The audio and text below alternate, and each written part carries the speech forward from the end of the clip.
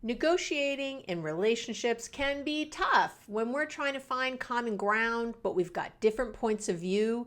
There's a feeling of competition, which means there's an underlying winning and losing mentality going on. And with this mindset, each person walks away feeling like they gave up more than they were planning to, which leads to disconnection, resentment, and frustration. But today we're going to change all that because you're going to learn my 5 steps to effective negotiation in all your relationships so you can both walk away feeling connected, supported, and heard. So stay tuned. Welcome back. Hello, you're here. I'm Dr. Abby Medcalf, your just ever-loving host of the Relationships Made Easy podcast. And I'm so happy that you are choosing to be with me here today. I want to give a quick shout out. Oh my gosh, there were 3 new reviews this week that were just made my heart sing. Thank you. I felt the love. I feel the love.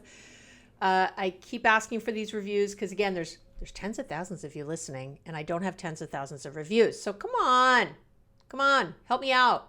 Do me a solid. The reviews really help. They help other people find me. And we're looking for world domination. One of the reviews talks about that. I mean it. I want the whole world to have this information so that we can all be happier, more connected in our relationships, and get rid of hate and bigotry and all the bullshit. So let's do this thing. Be part of the solution. There's a lot of weird stuff going on in the world. So I like to think every week when I sit here, it's part of the solution. And that's what I'm trying to do. Changing the world, one relationship at a time. That's right. Okay. I know it's a little grandiose, but I'm trying. Okay. So thank you for tuning in. And wow, I love this topic. I've done way back. I did something on coming to consensus. I've changed things. I'm going to talk about consensus today because that is, when we talk about negotiation. But decision making, all the things. For me, and I haven't had anybody actually write in about this specifically, but a lot of times the questions that do get asked, really this is the answer. They're just not using that word. And what's so interesting to me, so you know what I always do, I have a topic I want to cover, it's something usually I've been doing with my personal clients, my people in my practice, and things I've been teaching them. And I think, oh, if this is good for all these people, it's probably good for all of you listening. And so I always, write up something and then I go and look at what other people are saying about it. I'm like, okay, what are other people talking about? And there was a lot of, articles about how to come to consensus and how to negotiate and all that. And I have to tell you, it made me mad. And let me tell you why it made me mad. Because it was the same, to me, bullshit over and over and over. Things that are not descriptive about what you're actually supposed to do. So what did I see? When I looked at what other people were saying, they all said, oh, it's all about communication, respect, and trust. Well, I fucking know that. Thank you. So I get that. Those are the keys to good negotiation and decision making, but no shit, Sherlock, but what's under that? Like, if I knew how to do that, I wouldn't be reading this article. If I knew how to communicate and build respect and trust and all these things, I wouldn't be asking you. So that's why it makes me mad. I feel like people say they're going to give you what it is, and then they don't actually give you the nitty gritty of how to get there. So that's where I come in. I give you nitty gritty, and I'm going to give it to you today. All right. So you're listening because you want specific, I'm always thinking like, how do I want to say this well? Okay. So what I did was I put together, you want to have this feeling of consensus, a feeling of teamwork in all your discussions, right? And negotiation often boils down to arguments that end up devolving into either like one person dominating and the other one, acquiescing or being submissive or whatever word you want to use, or both sides trying to, meet in the middle, but not knowing where the hell the middle is or how to find that. Like I mentioned in the intro, both of you feeling like you gave up more than the other person. So everyone's unhappy, which is crazy. Like no one's getting exactly what they want. In the end, so you got no one who's fully happy with the compromise. And again, it feels like you're on these opposite teams that I talked about, with a winner and a loser. Even if you both think you lost, which happens so much of the time. I mean, so much of my energy and time is spent with clients on this issue. So, and I've been preaching for a long time that you need to approach differences and negotiations from a we perspective. I did my TED Talks about that. You go listen. I'll link to it in the show notes, or just go on YouTube and put in Abby Medcalf TED Talk and it'll come up. So my TEDx is about that, how this like opposite sides thing is the real reason relationships fail. That's what my TEDx is called. But what I'm going to talk about today is not just about romantic relationship. This thinking applies to all of your relationships. So whether you're thinking about an issue with your boss, your mom, your coworker, a friend, today is going to apply to you. I want you to feel that. I want you to know that. Okay. And for me, it's interesting because that's what for me, when I was looking, I'm like, okay, negotiation, what's the opposite of negotiating something? You know, what's the goal? It's, again, always that word consensus, that we're going to come together. And then, so of course I had to go look up consensus. I wasn't even sure I knew what that meant. And what's interesting is that when you do look up consensus in the dictionary, like your friend Abby Medcalf did, you find words like harmony, solidarity, unity. You find all that in the definition, right? I know. And you're thinking the last negotiation you had with your partner or your boss, you're thinking, I didn't feel a lot of solidarity, harmony, or unity. And when you look at the actual, so those words are, I saw them, and I don't look at just one definition. I look at many. And what I saw a lot was that it means accordance in opinion or feeling. And I like this a lot because to me, this is important, because even if you can't get behind the opinion or thinking of the other person, I want you to get behind their feelings. Okay. And you're going to see that's what's going to change the game today and how I talk about negotiation. So, and and even at work, and even with your boss, and even whatever, it's everywhere. The actual word consensus, I loved this, comes from the Latin word consentio, which literally means, are you ready? I'm going to give a drum roll on my desk. To feel together. Hello, that's what I'm teaching you today. How to feel together. I know that sounds like something dirty, doesn't it? It sounds like something you do in the bedroom. Sounds like this should be a sex talk. But no, it's about negotiation. So I'll get my mind out of there and get back on track. All right. So if you want to negotiate successfully and come to a true consensus, you've got to make feelings, not facts, the focus. They have to be the priority. That's all I see. People focus on the facts and don't, if you're watching me on YouTube, you're seeing me do quotes in the air. They're focusing on the facts and they're not talking about the feelings involved. And since we connect with feelings, not thoughts. How many times have I said this to you? We connect with feelings, not thoughts. So because of that, it's important. You've got to acknowledge, identify, and understand those feelings so you can get on the same team and find, that elusive common ground we talk about all the time, okay? And again, I'm going to give you specifics on how to get there today because I love you. Who loves you? I do. So the 3 rule, I want to say this too before I get to my 5 steps. There's 3 basic rules of sort of consensus decision-making, like coming to something together with someone else. I mean, that's what you're negotiating. You're trying to come up with a decision. So you can use all these different words interchangeably, more or less. But there are 3. So there's some overarching rules when it comes to this kind of consensus decision-making. And again, I'm going to give you the 5 steps to get there, but I need you to hold this in your head because it's important. So one is that it's fair. Everyone has equal input into the process. Even equal is a weird word. I don't always love that word because equal can look different. It doesn't mean that you both have the exact same amount of talking time. It means that there's really equal room at the table for different opinions to me. That's how I take that. So everyone has equal input into the process. 2, it's collaborative. Each person's input is actively solicited, it's valued, everybody's input is put into, it's inclusive. Yeah. And the third is that it's cooperative. It's not about competing for, an individual preference. It's taken on with an intention of working together and uniting. There's that, right? There's that big piece. So starting from this point of fairness, collaboration, and cooperation, you can see how any negotiation is going to be better than the usual, I win, you lose thing, right? That we're usually doing. So, okay, but you're sitting there now, excuse me. Oh, water time. But you're sitting there now kind of thinking, okay, but how exactly do you get there? That's all very nice. We want to collaborate. We want to have respect. We want to do all these things like everyone else says too. How do we do that? So you follow my 5 steps for effective negotiation and decision making. Yes, here they are. I'm just going to give them to you. Don't you love it? I know. It's good when it works. I want to remind folks too that if you are driving in your car and listening or whatever you're doing, if you're taking notes, that's great if you can, and it's not endangering anyone.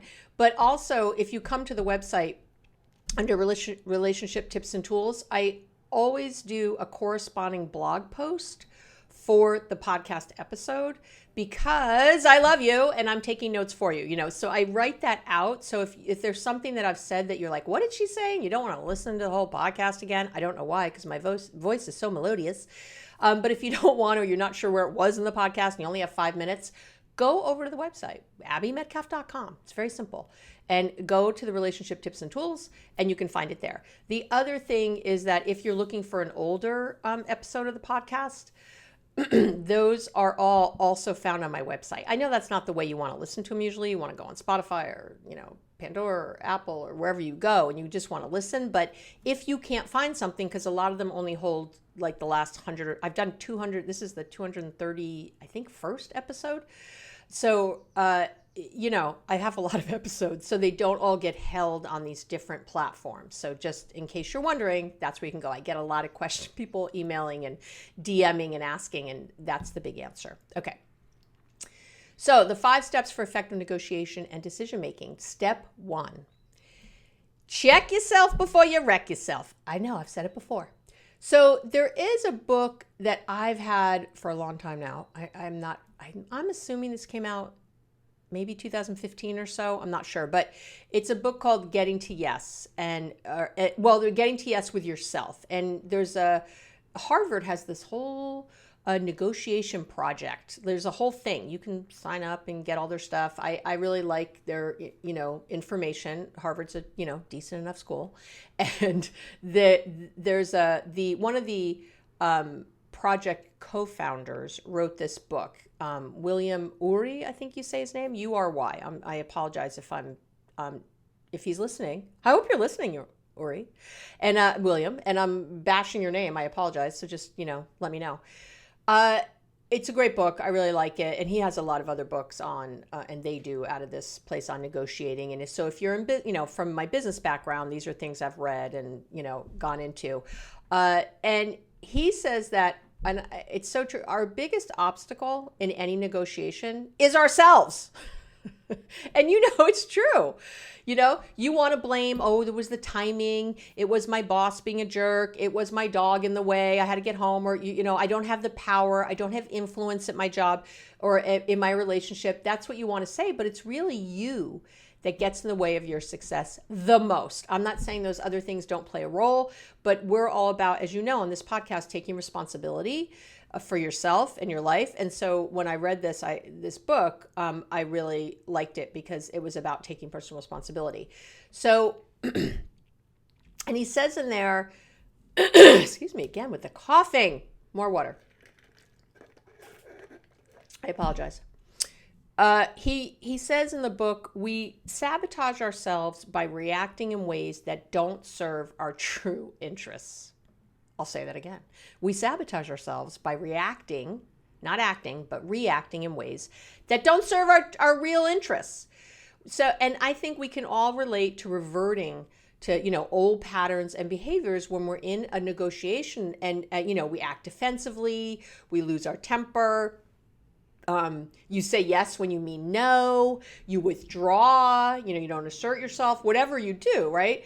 None of this is getting you what you want. This is not getting you to the goal. You get angry or impatient, and then you end up making choices and making concessions that you later regret, that you're like, you're face palming later. Why did I do that? So learning to be more self-aware and understand your unhealthy patterns and cycles is absolutely the first step to making them stop. If you want to be good at negotiation, at effective negotiation, a healthy negotiation, you've got to get self-aware. If you keep doing what you've always done, you're going to get what you've always got. So I will link here. I have a great episode on the 4 ways to be more self-aware, right? You should check that out. Just go deep. I'm not going to, again, repeat myself in every episode. You guys will go crazy. You won't want to listen. So go listen to the 4 ways to be more self-aware. It's right there. I'll link to it in the show notes here on the website. It'll be if you read the blog post, it'll be highlighted. I have to say this every time, by the way, because there's always new listeners to the broadcast. So I know some of you have been with me for years. You're like, Abby, stop repeating that.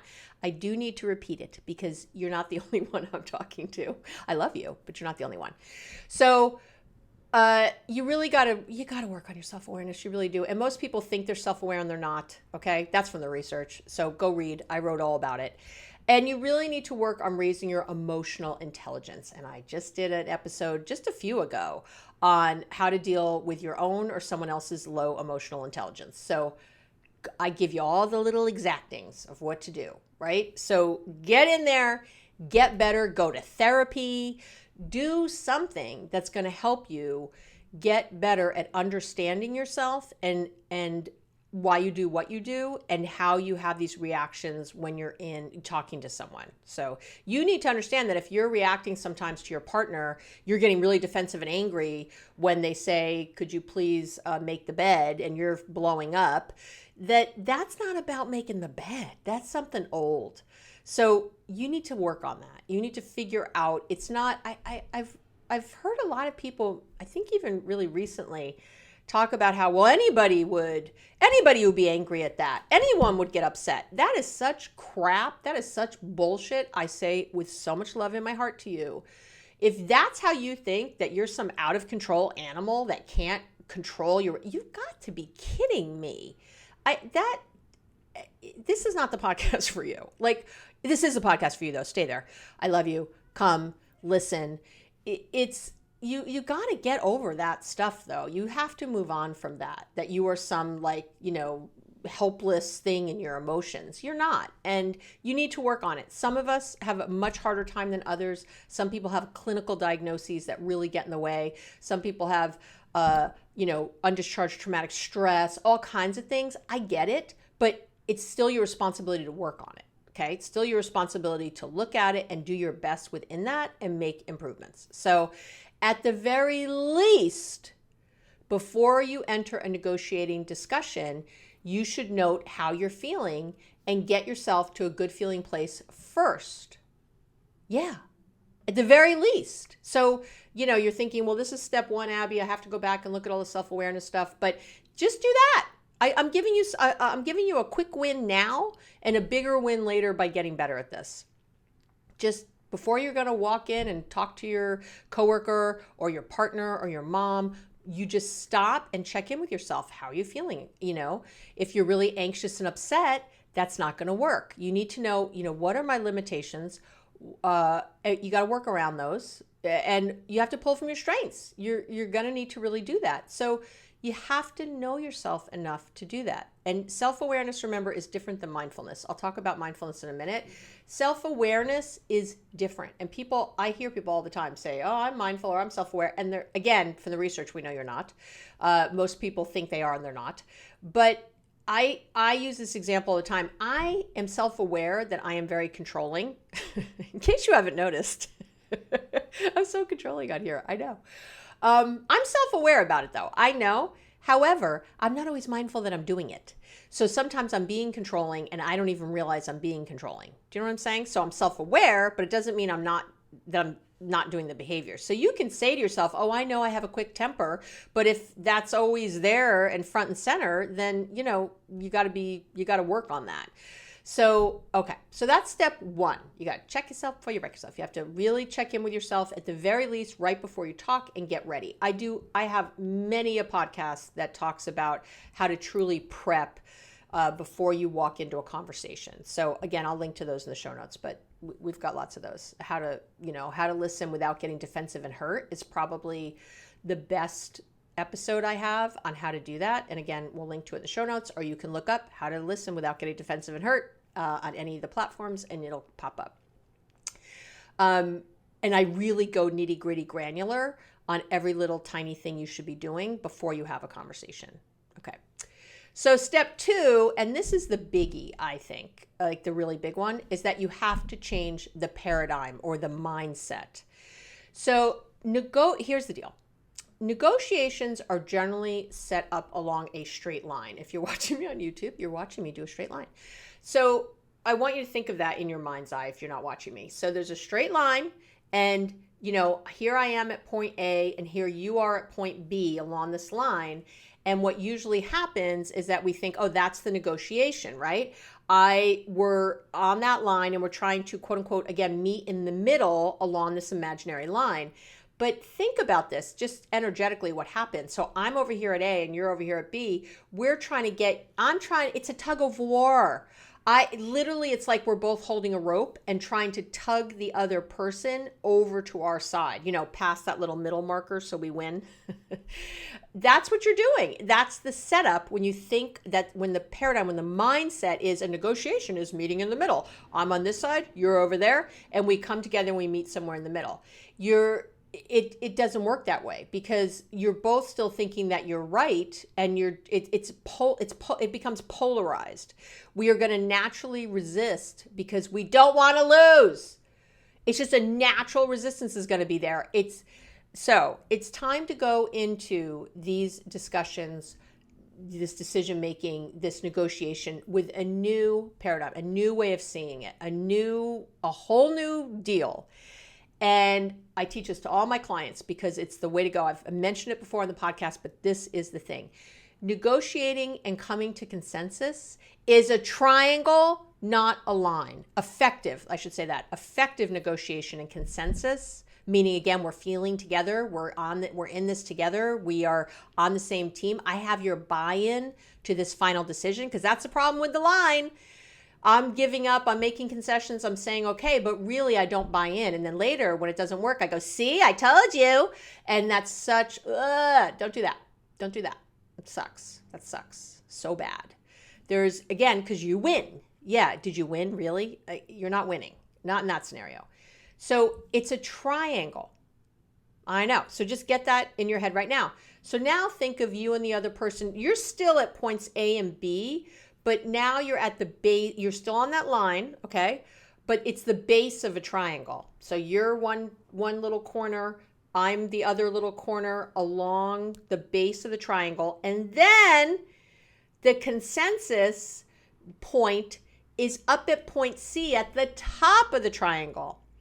You're not looking at each other, I want this, you want this, I said this, you said that. You instead have to shift to there is a new solution, a new idea that we don't even know yet. We're going to come up with it together.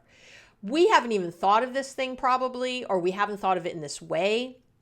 You're going to approach this as neither of you being right, but instead as a discovery and brainstorming mission to get to the top of the triangle.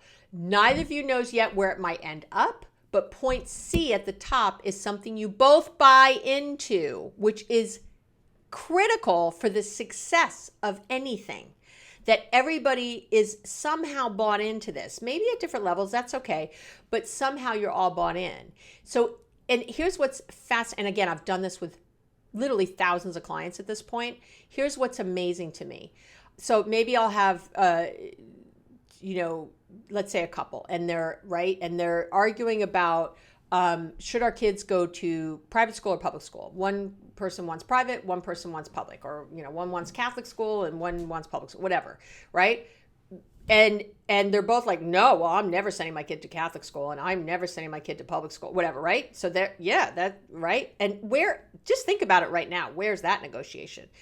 And so you brainstorm together all of the ideas around school. And there's a million ways. And that's how you know if you're doing it right. If you only come up with 2 ideas, public school or private school, you're not thinking very well. There's a million options. There's a million types of private school. There's a million types of public schools. There's charter schools. There's homeschooling.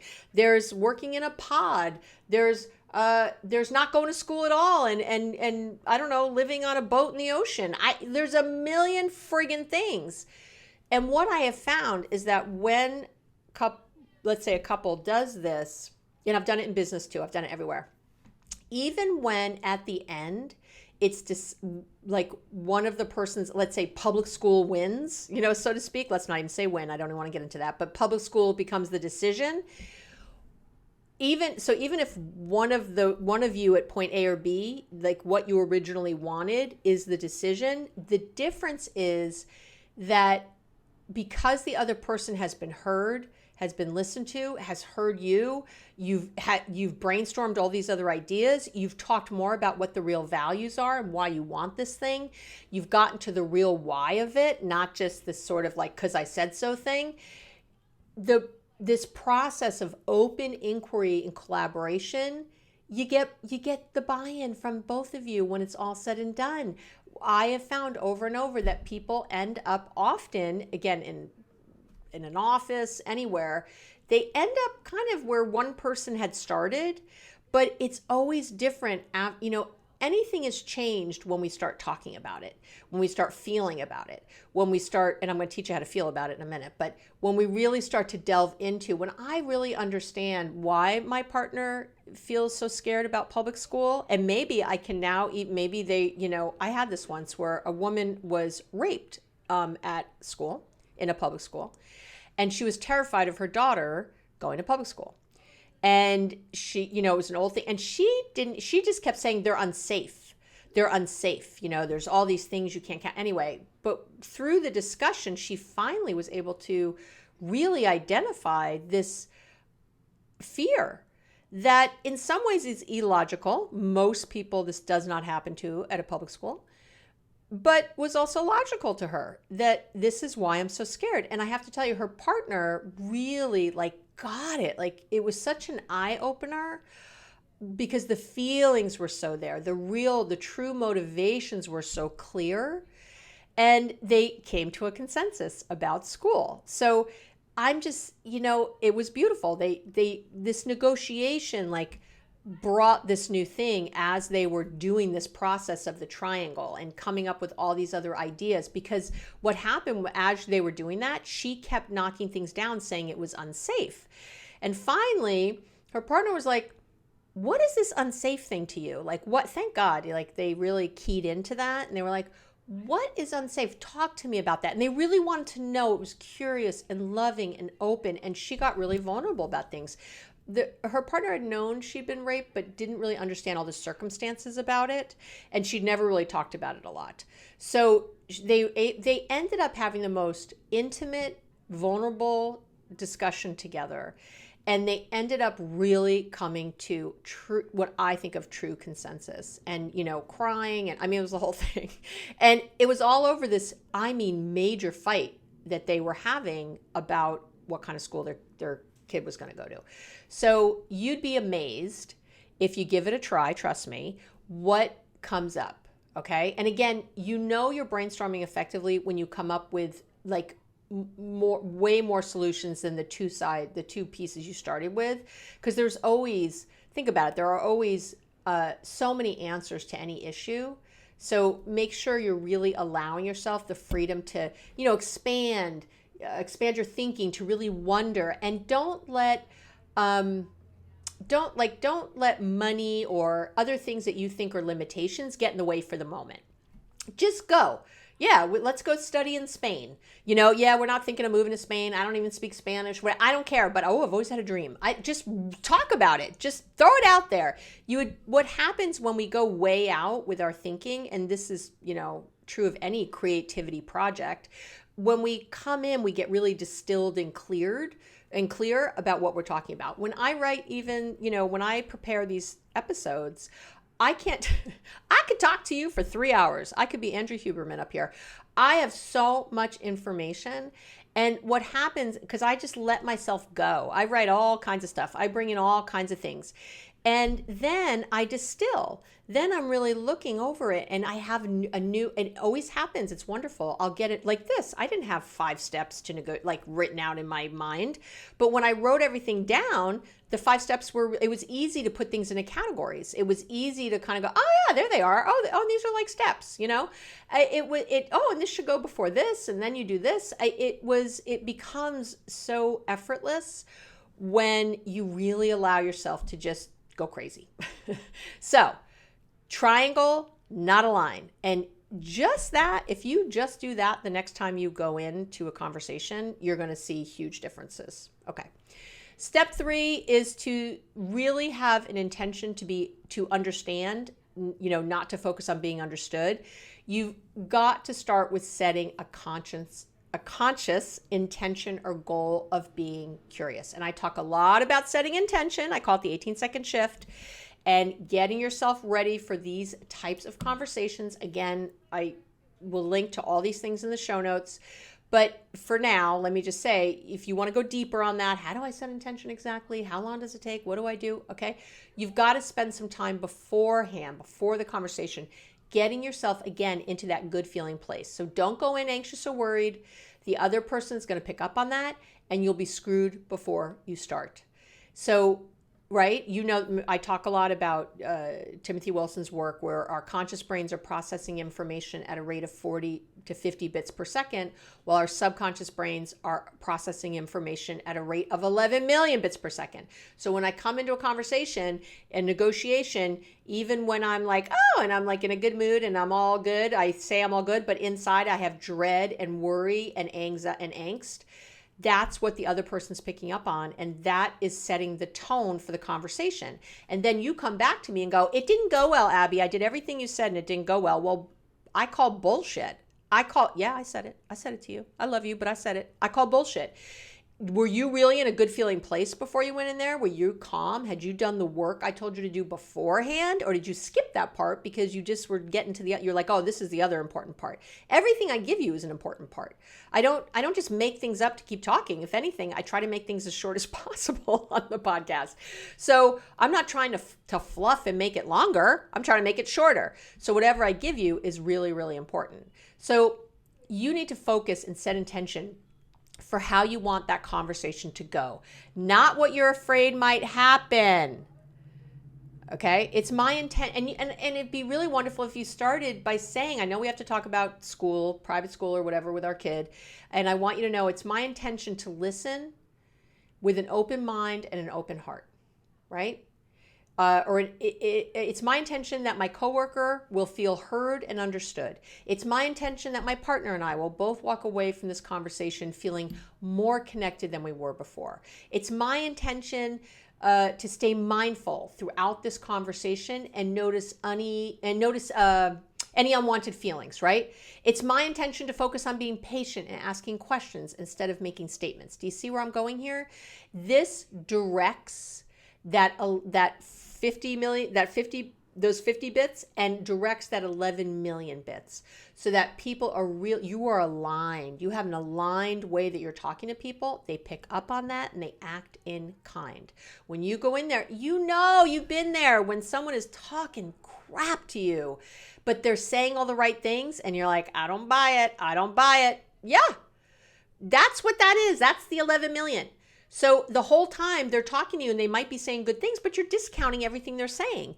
That's what's happening to you when you go into a negotiation with someone and in your head, you're trying to manipulate or control them.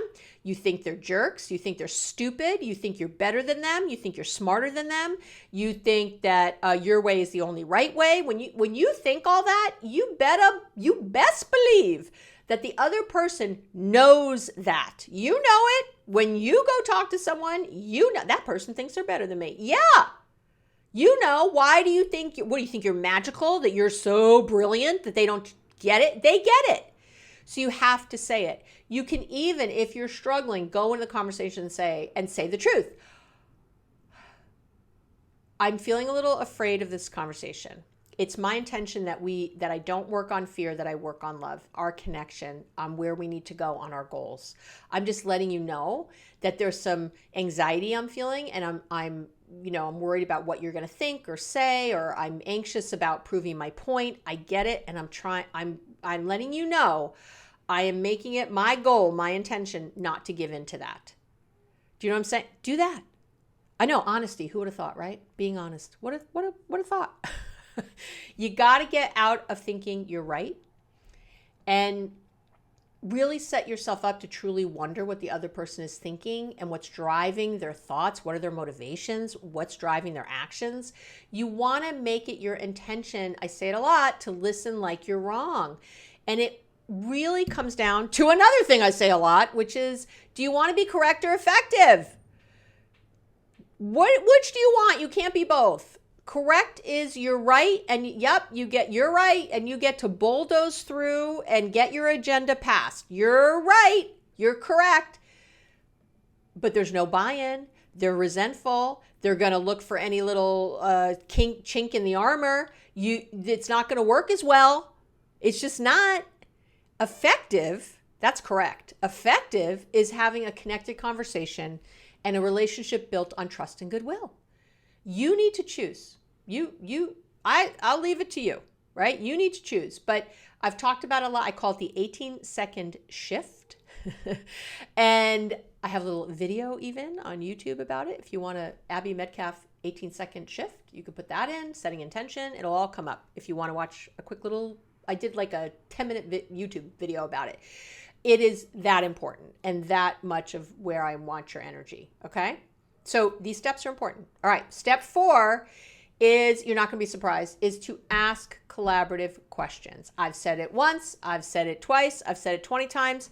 You can't sack, S-A-C, any of your relationships. Don't offer suggestions, give advice, or criticize. S-A-C. Don't offer suggestions, give advice, or criticize in any conversation. Instead, to get to C, to get to that point on top of the triangle, to get to that place that no one even knows about yet, you're going to have to ask questions. You have to be curious, and you have to ask collaborative questions that with the intention of having a better understanding of what the other person wants and needs. What's driving their thinking? What's underneath what they're saying they want? So you do want to stay away from why questions, because those tend to put people on the defensive. So you really want to get to collaborative questions. I have a free download for you. I've had this download many times before. It's really good. It's a list of collaborative questions. I'll give you a few right now, but it's a list of collaborative questions that you can have stuck up on your refrigerator or saved in your phone to look at or whatever. Come over to the website, abbymedcalf.com. Come over to the show notes page or the blog, the relationship tips and tools page where the blog is, and you can download it for free. It will you have to put in your email because I have to send it to you. And when you do that, you will be on my mailing list. What is my mailing list? It's a once a week love letter. That's it. It's a letter that I send from because I really, really do love you and feel connected to you. I send you a letter each week meant to inspire, give you experience, strength, and hope, as we say in the program. That's all it's meant to do. I'm not going to sell you stuff. You're not going to get 50 emails a week. I don't do that. Okay. You got weekly newsletter. That's all you're going to get. And if you want to subscribe at any time. There's thousands and thousands of people on there. I'm not going to notice if you unsubscribe, I swear. It's not going to be a black mark on your record. And once you're on, if you keep downloading at different times, you're not going to keep getting the newsletter multiple times. So no worries. Once you're on the list and you put, so any other time you download after that. But I even do a thing every 6 months or so. We purge the list. Like if you're not opening that email, I'm going to send you an email and say, hey, if you don't want to be on here, I'm just going to take you off now. If you want to be on, just email me back. But if you don't want to be on, I'm just going to automatically take you off now. That's how much I love you. That's how easy I make it. So, okay. So download your collaborative questions. But, my favorite collaborative question always is, can you tell me more about whatever the thing is? Can you tell me more about, that's what happened with these two people I'm talking about before with the public and private school, finally, this partner said, can you tell me more about safety? What does that mean to you? Tell me more about what you mean by safety? What do you feel right now as you're talking about safety? What comes up for you when you think safety? What are the first 3 words you think about when you think private school? I'm telling you, they killed it. They killed it with this because they started really asking. Once you get going at collaborative questions, they're actually kind of easy. You're not asking why. Why'd you do that? Why don't you like this? That just puts people on the defensive. It's not what we're doing, and it's not what we want. We want to really understand. We're seeking to understand. So do you see how easy it starts to flow when you truly are curious and want to know instead of just proving your point? And I know, by the way, that people are thinking right now, this takes too long, Abby. I'm at work or I'm with my mom. I can't do that. I'm telling you now that and this is my organizational psychologist hat, that this will take you less time in the future because otherwise you're going to make this negotiation. The other person or people don't buy in, and guess what? They're going to sabotage, knowingly or unknowingly. You're going to have to drag them along at every point. You're going to have to remind them. You're going to have to deal with their snarky attitudes or resentment with other things. They might try to dominate you in another area. Well, Cindy got her way on this thing, so I get my way on this thing. Start keeping score. You're going to lose. It's going to take you more time on the other side. Believe me. Take the time now to do this well, and it doesn't take that long. It really doesn't. And by the way, this might be more than one conversation. But again, when you think of that line, this is why the triangle is so important. When you think of that line, what's happening is I'm over here at point A, and I'm trying to pull you over here to point B. I'm like dragging you. It's a lot of effort. It's exhausting, and I feel drained. Right? And then, right? I know.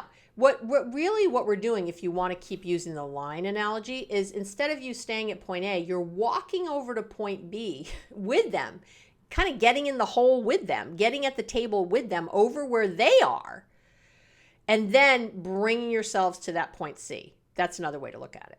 Okay? Either way, that's what's happening. So, collaborative questions, can you tell me more about? That's my favorite. Can you say more on whatever this is? Again, but you have to, those 11 million bits and those 50 million bits have to be aligned.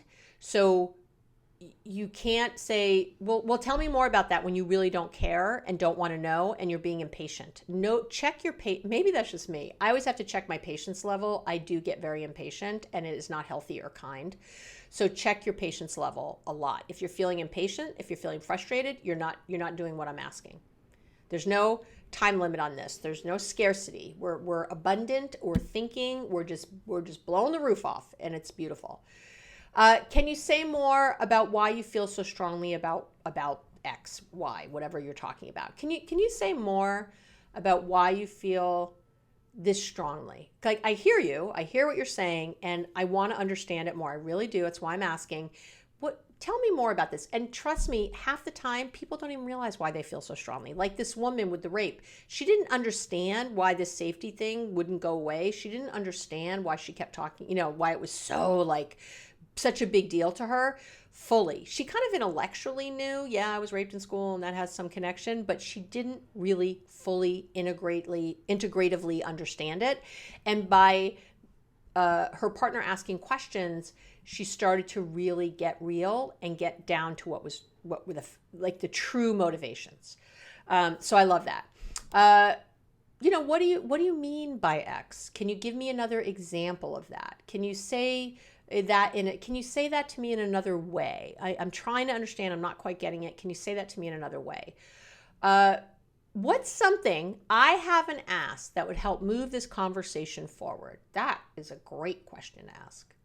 What are you hoping I will ask about this? What's one more thing you want to tell me about this that you feel like? Tell me one thing I didn't understand about this. What do you feel like I'm not understanding when you speak? That is the best, most wonderful thing, because you'll find out for sure what the problem is. And when they tell you, by the way, don't go, no, you're wrong. Don't just defend. Listen, say, oh, I actually wasn't feeling that way. Ask more questions. So, wow. So you feel like what I'm hearing you say, you can summarize, which is wonderful. What I'm hearing you say is that I think I'm above public school. That actually was part of their conversation. That I'm too good for, that my child's too, we're too good for public school, that I'm being snooty. That's what I hear you saying. And her partner was like, yeah. And she was like, oh, all right, let me, and then they were asking questions like, well, can you say it another way then? Can you tell me more about what this is? And again, that's how they got there. So, in the end, you just want to make sure you're not making or holding any assumptions about what the other person thinks or wants. We often think we can read minds. I hate that. You're not reading their mind. You don't have to prove yourself right. You're asking questions with curiosity, and you're not driving towards a conclusion. That's the hardest thing, I think. That's why the point C is so important. Point C holds your private school and public school, but it also holds all those other things that all the other ideas I had. No matter what the thing is, when you start brainstorming, you really come up with other things. So you can now start from that place. Okay. And then the final, step 5, is to check in with your feelings during the talk. And this is really important. What I find is that a lot of people start off the conversation in a healthy way. They're like, okay, Abby, I'm listening. I got it. I meditated first, and I sat with myself, and I set intention, and we did intentions out loud, and we did all the things. The problem is, but then things can still devolve. And the problem is because you're not checking in during the conversation. So one of the things I tell people to do often is you can do a few things. One is that you can literally set a timer for 20 minutes in to just do a feelings check. I like them out loud. But obviously mindfulness is your key to all this. If you're not mindful as you have the talk, you're going to end up, again, getting into old negative patterns. And we all know I preach mindfulness constantly. You can get the free mindfulness starter kit. You can, oh my God, put mindfulness in the website. There's 50 different things. I'll link to them in the show notes. I have so many episodes on mindfulness. I have so many free things on mindfulness. I preach it all the time because I can teach you all the great tools in the world. But if you don't remember to use them in the moment, they're useless. If you don't remember to keep using them in a conversation, it's not really helping you. You start out well, but then you end poorly. So I highly recommend, did I say highly? I highly recommend checking in with how you and the other person are feeling at least once during the conversation. Just simplest thing ever, stop. And I do it all the time. Sometimes I did it yesterday with a client who was starting to, I could feel like they were starting to report a bad thing that happened and a fight they happened. They were just sort of in the story of it. And I stopped him and I said, what are you feeling right now? And he was like, what? And people get really pulled out of their reverie, out of their automatic, autopilot, which is great. That's exactly what you're trying to do. And he goes, oh, I was just trying to tell you about this thing, right? That's my warning to you. Most of the times when you ask someone how they feel, they'll tell you what they're thinking. We don't like to talk about feelings. We don't know what they are. We don't identify them easily. Most of us, if you do, God bless you, but a lot of us don't. Even me after all these years, not my best, something I have to diligently work at. So when you ask how you're feeling right now, people will often, almost always, I want to say, give you their thoughts. Well, I was just trying to explain to you what this is, or I was just, is usually how it starts. But stick with the question. No, and just say the truth. That's what I did with my client. I said to him, well, that's a thought. What are you feeling? And he gave me another thought. He said, well, I feel like I should be able to get over this by now. I feel like, this shouldn't be so hard after all these years. That's what he said. And I said, these are more thoughts. I feel like, immediately now I know you're giving me a thought. Tell me how you feel. Mad, glad, angry, sad, overwhelmed, shy, happy, content, joyful, free, constricted, disconnected, disassociated. What do you feel? That's where you want to go. And I'm telling you, when you just keep to it, and don't be mad or frustrated, just, I understand, but you're still giving me thoughts. I know this is hard. How about if, and then you can say, well, let me help you out. Here's what I'm feeling right now. I have to admit, a little frustrated. I'm feeling a little sad. And I'm also feeling a little hopeful. Remember, you can hold both things at the same time. And they might get defensive. Well, I can't, you always get impatient and frustrated with me. And this is always how, and it's like, no. That's not, nope. We're not saying always and never. That maybe is another conversation. I'm trying to have this conversation right now with you, right now. And I'm just asking you how you feel. That's all I'm doing. And you can see, people get upset, they get defensive, they get angry because they don't want to talk about their feelings. They don't want to be vulnerable. They don't want to go there. It's so much easier to talk about the facts. And again, we connect with feelings, not thoughts. And connection is key to having a successful negotiation. The other thing I always say is you have to connect to correct. If you really want people to understand you and to hear your side of things, whatever that is, again, I'd rather there weren't sides, you have to have a connection. You have to have something there where the person wants to do this thing. They want to lean in. And if you're trying to create a mutually understanding dialogue, there needs to be some connection. And feelings are the way to get there. You get there with feelings. You get there with sharing them. You get there with checking in with them. So during the course of the conversation, I need you to be mindful and I need you to check in. You can put in a bio break if you're in other kind of meeting maybe. You can, again, or just say this is a natural place to stop. Let me ask how everyone's feeling right now. You can just do it in your head if you really have to. If you're in like a bigger kind of setting and you're noticing and you don't have a space to do that, you can just stop yourself and go, how am I feeling? How am I feeling right now?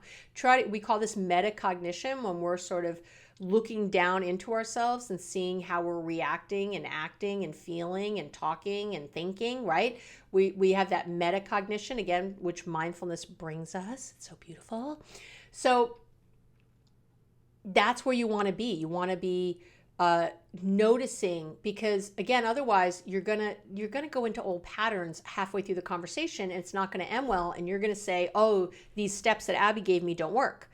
They do work, but don't just rely on your memory. Like, oh, I have to remember to be mindful. Like, try to do something that's going to help create a natural place to check in with feelings.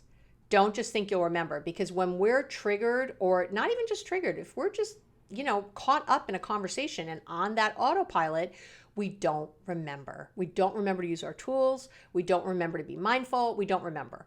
So understand that and have some sort of outside thing reminding you to stop and check in with feelings. Okay. That's it. Those are my 5 steps to effectively negotiating with someone.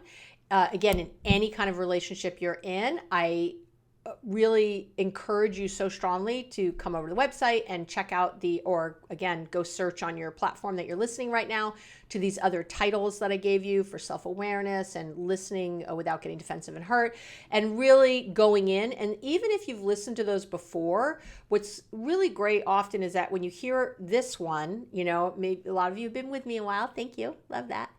Go back or even just read the blog post on my website and just remind yourself of those things, because, this stuff is like an onion. You're pulling off the layers and you're integrating knowledge in a more distilled way till it becomes automatic. And in the beginning, as I've always said, it takes some real conscious thinking and, like learning tennis, I always say, right? Oh, I got to step. I have to put my hand back. I got to do this. I have to charge the net. Like, you have to think about a lot in the beginning, but eventually it becomes automatic. And I believe in you. I'm telling you, this will work for you. It works for my clients. It's going to work for you. It's worked for literally thousands of people I've worked with. You are special. I love you. Of course you're special, but you're not special in a way that this won't work. You're just, not just, I'm sorry. I hate when people say, just do it. I'm encouraging you to really just, I keep saying just, I'm making myself crazy, to stop and give yourself a break. Take a moment to take things in and allow yourself to practice something and not expect to be the best tennis player that ever was after trying something a few times, after playing for 3 months. It takes a minute.